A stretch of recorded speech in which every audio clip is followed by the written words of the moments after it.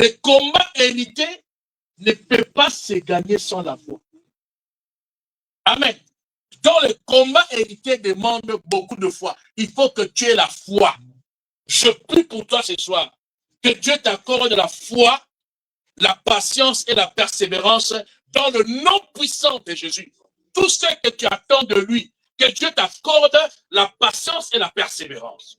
Que Dieu t'accorde une grande foi dans le nom puissant de Jésus. Quelles que soient les choses qui ne marchent pas. Parce que la stérilité, ce n'est pas toujours un problème d'enfantement. Tu peux avoir un travail stérile, un travail qui ne produit pas. Tu peux avoir un business stérile qui ne fait pas rentrer de revenus. Mais je prie pour toi que toutes sortes de stérilité soient détruites, soient paralysées dans le nom puissant de Jésus. Que Dieu rende ta vie féconde. Que Dieu rende ton business fécond. Que Dieu rende tes affaires fécondes. Que Dieu rende même ta vie de prière féconde. Une vie de prière qui produit les résultats au nom puissant de Jésus. Que Dieu rende ta vie de prière féconde. Dans le nom puissant de Jésus-Christ. Alors, ils ont eu Isaac. Le problème ne s'est pas arrêté là-bas. Amen. Maintenant, lisez-moi Genèse 25-21. Lorsque Isaac maintenant est né, il a grandi et il a eu maintenant sa femme Rebecca. Qu'est-ce qui s'est passé? Isaac, fils d'Abraham et de Sarah. Isaac implora l'Éternel pour sa femme. Isaac implora l'Éternel pour sa femme. Car elle était stérile. Car elle était stérile. Et l'Éternel l'exauça. Et l'Éternel l'exauça. Vous voyez? Isaac, qui est fils d'Abraham et de Sarah, grandit maintenant. Lui qui est né d'un couple stérile, qui ont prié et Dieu les a exaucés. Lorsqu'il grandit, nous pensons qu'il grandit sans problème, il grandit sans situation, alors que la situation de ses parents, qui était un couple stérile, va poursuivre aussi Isaac.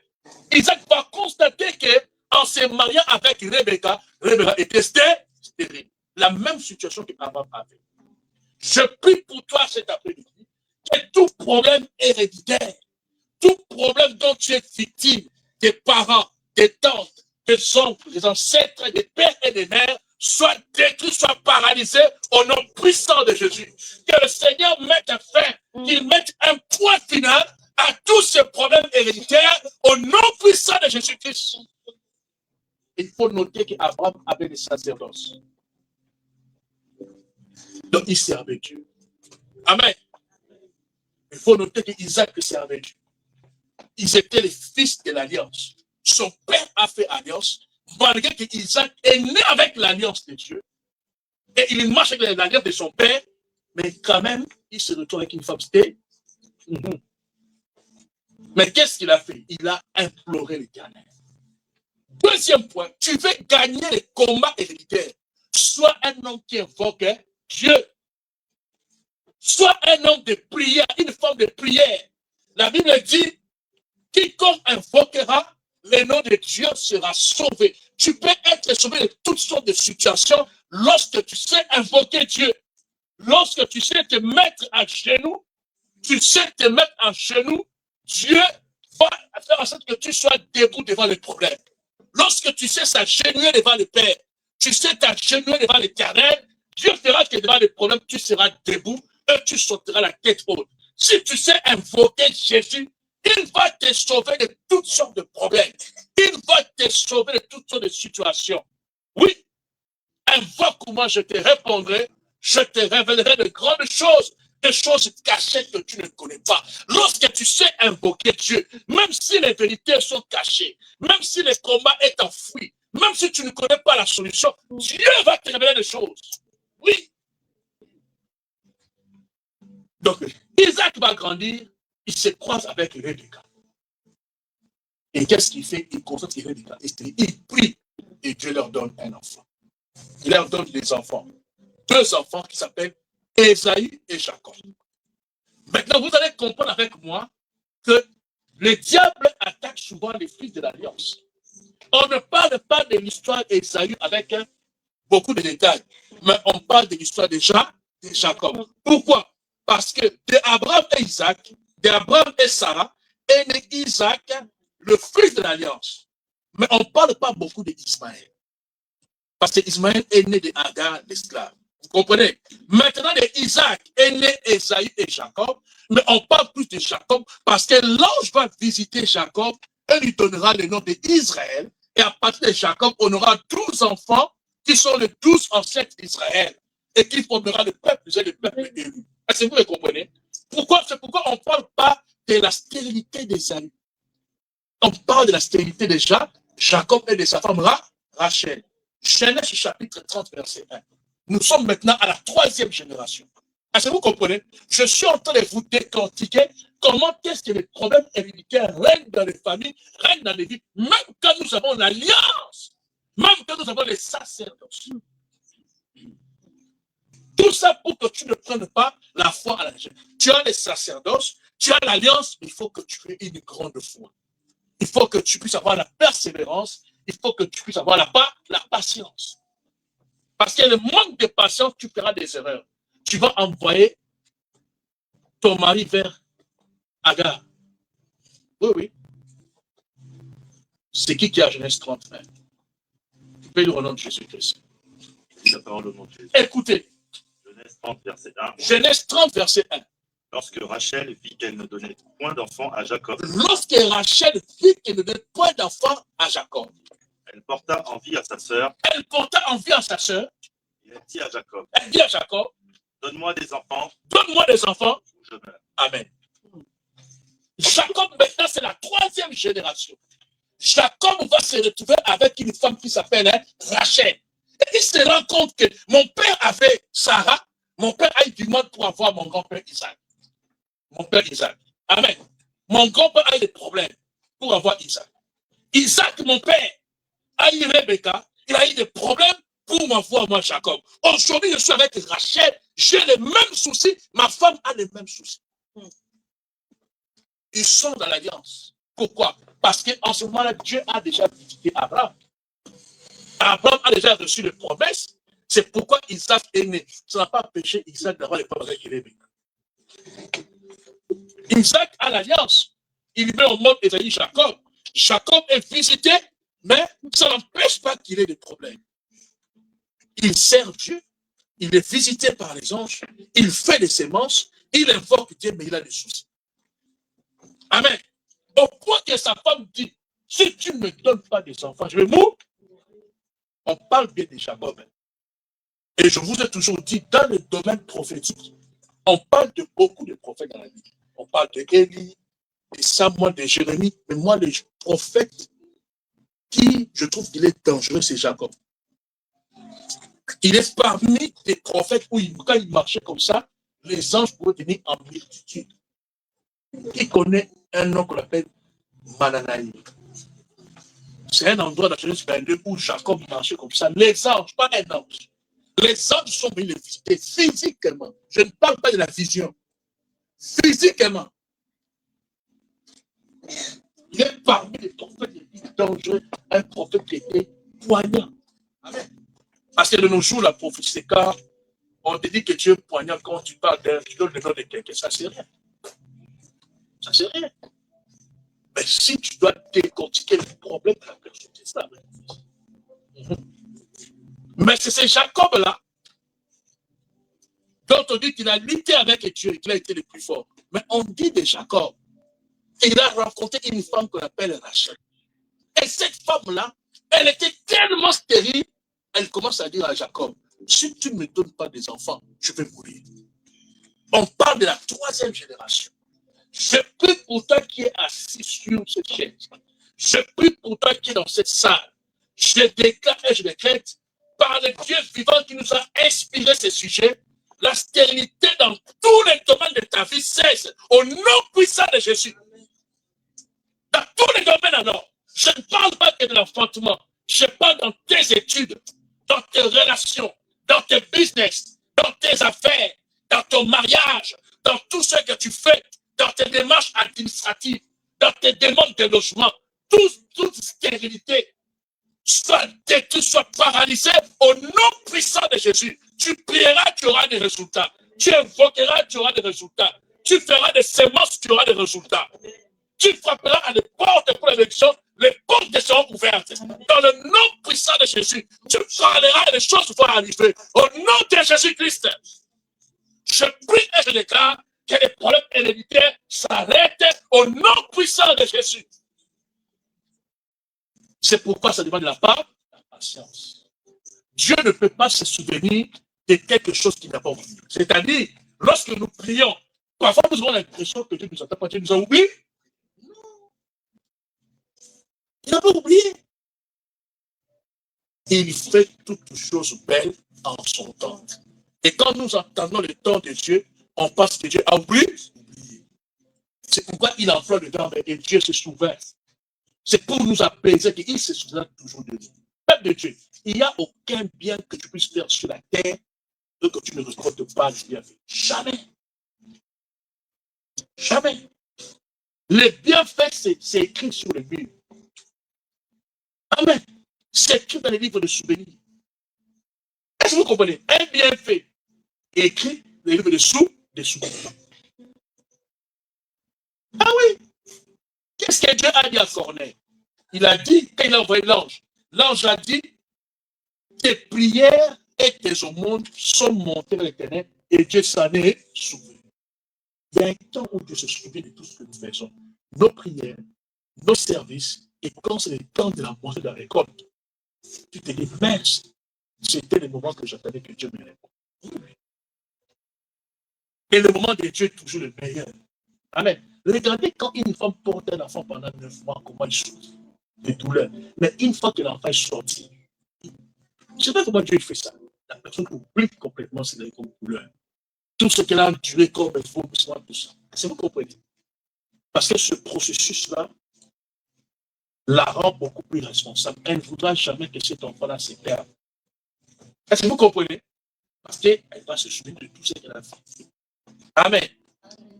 Je prie pour toi cet après-midi. Que Dieu se souvienne de toi comme il s'est souvenu de Rachel au nom puissant de Jésus de Nazareth. Que Dieu enlève ta honte et ta problème au nom puissant de Jésus. Que les problèmes héréditaires cessent au nom puissant de Jésus. Que les combats héréditaires cessent au nom puissant de Jésus. Que Dieu mette fin au combat. Et vous devez savoir que dans les combats héréditaires, nous sommes des victimes. Quand je dis nous tous là, nous sommes tous des victimes. Un combat héréditaire, c'est quelque chose que tu n'as pas provoqué. Tu l'as trouvé dans ta vie.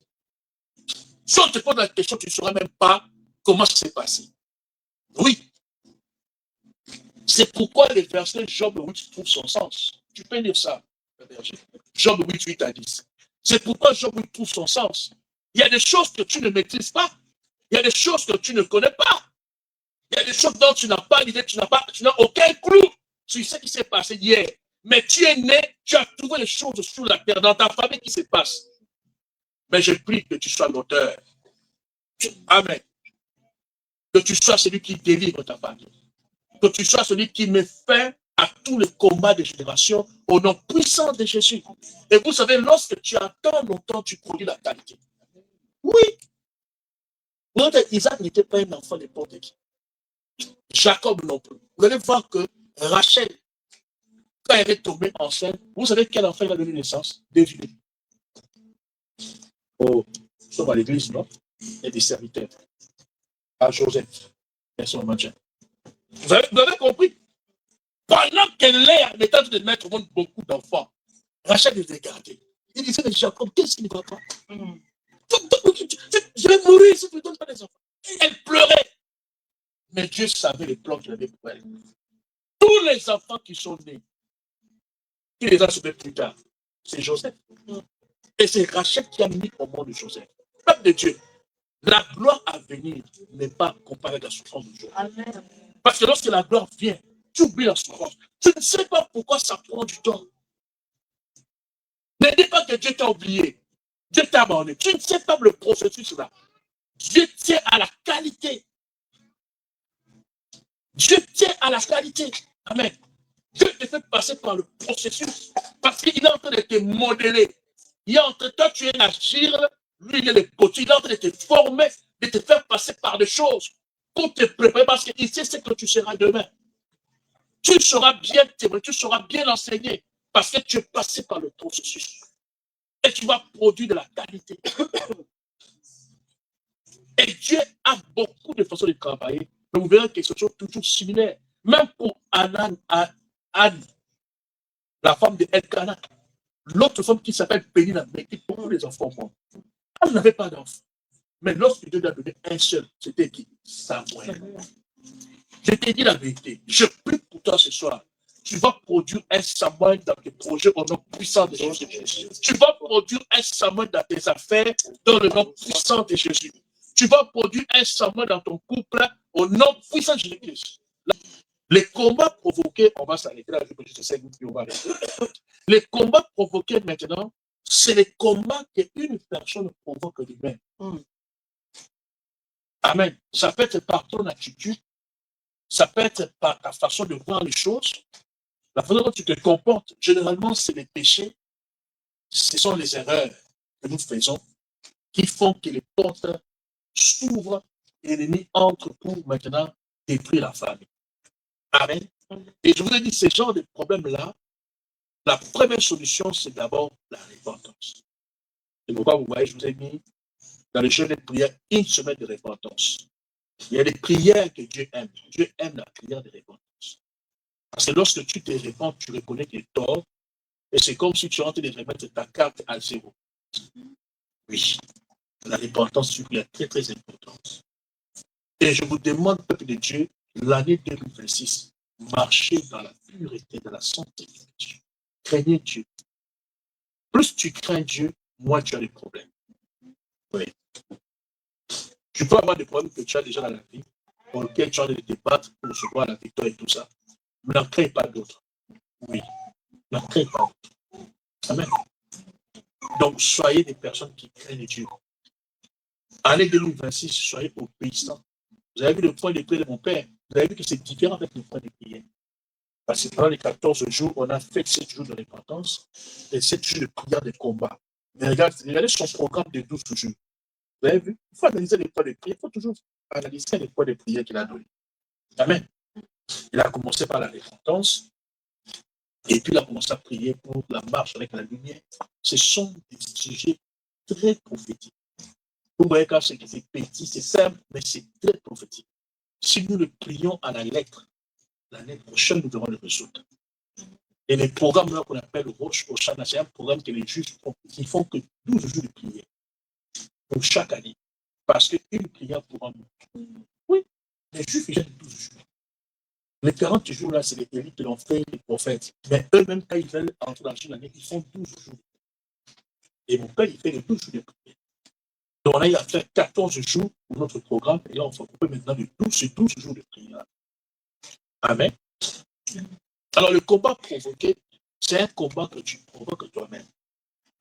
Et c'est un combat que tu ne peux résoudre que par la repentance. Mais moi, je veux que tu puisses vivre une vie qui ne doit pas te conduire à chaque fois à la repentance. Vis une vie de sanctification. La Bible dit chercher la paix et la sanctification sans laquelle personne ne verra l'Éternel. Tu veux vivre Dieu dans ta vie, vis dans la sanctification. Ne te complique pas les tâches. Vis de la sanctification. Crains Dieu. Les combats provoqués, on va s'arrêter là, je sais que on va arrêter. Les combats provoqués maintenant, c'est les combats qu'une personne provoque lui-même. Amen. Ça peut être par ton attitude, ça peut être par ta façon de voir les choses, la façon dont tu te comportes. Généralement, c'est les péchés, ce sont les erreurs que nous faisons qui font que les portes s'ouvrent et l'ennemi entre pour maintenant détruire la famille. Amen. Et je vous ai dit, ce genre de problèmes-là, la première solution, c'est d'abord la repentance. C'est pourquoi vous voyez, je vous ai mis dans le jeûne de prière une semaine de repentance. Il y a des prières que Dieu aime. Dieu aime la prière de repentance. Parce que lorsque tu te répands, tu reconnais tes torts, et c'est comme si tu entres de remettre ta carte à zéro. Oui, la repentance, c'est une très, très importante. Et je vous demande, peuple de Dieu, l'année 2026, marchez dans la pureté, dans la sanctification. Craignez Dieu. Plus tu crains Dieu, moins tu as des problèmes. Oui. Tu peux avoir des problèmes que tu as déjà dans la vie, pour lesquels tu as des débattre pour recevoir la victoire et tout ça. Vous n'en créez pas d'autres. Oui, n'en créez pas d'autres. Amen. Donc, soyez des personnes qui craignent Dieu. Année 2026, soyez obéissants. Vous avez vu le point de prière de mon père. Vous avez vu que c'est différent avec le point de prière. Parce que pendant les 14 jours, on a fait 7 jours de repentance et 7 jours de prière de combat. Mais regardez son programme de 12 jours. Vous avez vu? Il faut analyser les points de prière. Il faut toujours analyser les points de prière qu'il a donnés. Amen. Il a commencé par la repentance et puis il a commencé à prier pour la marche avec la lumière. Ce sont des sujets très prophétiques. Vous voyez quand c'est petit, c'est simple, mais c'est très prophétique. Si nous le prions à la lettre, l'année prochaine, nous verrons le résultat. Et les programmes qu'on appelle Roche Oshana, c'est un programme que les juges font, qui font que 12 jours de prière. Donc chaque année. Parce qu'une prière pour un mois. Oui, les juifs ils gênent 12 jours. Les 40 jours là, c'est les élites qui l'ont fait, les prophètes. Mais eux-mêmes, quand ils veulent entrer dans une année, ils font 12 jours. Et mon père, il fait les 12 jours de prière. Donc on a eu à faire 14 jours pour notre programme. Et là, on s'occupe maintenant de 12 jours de prière. Amen. Alors le combat provoqué, c'est un combat que tu provoques toi-même. Et c'est un combat que tu ne peux résoudre que par la repentance. Mais moi, je veux que tu puisses vivre une vie qui ne doit pas te conduire à chaque fois à la repentance. Vis une vie de sanctification. La Bible dit chercher la paix et la sanctification sans laquelle personne ne verra l'Éternel. Tu veux vivre Dieu dans ta vie, vis dans la sanctification. Ne te complique pas ta tâche. Vis de la sanctification. Crains Dieu et tu verras que tu vas voir Dieu. Amen. Amen. Le Seigneur va t'apprendre. Le Seigneur va faire des choses dans ta vie parce que tu es en train de craindre Dieu. Amen. Amen. Le combat provoqué, c'est un combat qui est dangereux parce que le combat provoqué peut devenir héréditaire. Tu l'as provoqué et tu l'as négligé, ça va attaquer tes enfants, les enfants de tes enfants, les enfants de tes enfants. Il y a des gens qui prêchent Dieu en Christ, Dieu est une nouvelle créature. Pourquoi on vit ces choses-là? Amen. Quand tu es une nouvelle créature, ton esprit est renouvelé. C'est ton esprit à toi. Est-ce que la réalité de ta famille est renouvelée?